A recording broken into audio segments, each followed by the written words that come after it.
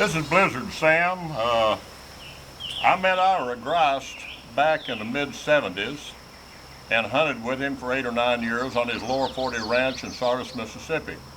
As far as I know, that's the first encounter I ever had with Blizzard dogs. I'm sure there were a few bred maybe somewhere before Ira bred them, but Ira bred the dogs. He bred Mr. Blizzard Sundance and he bred Blizzard Sundance.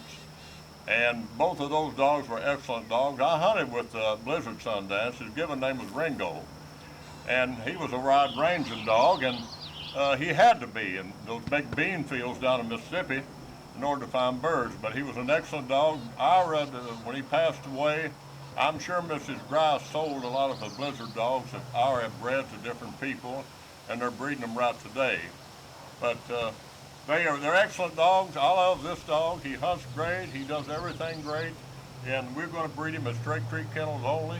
And we've got some excellent females to breed him to.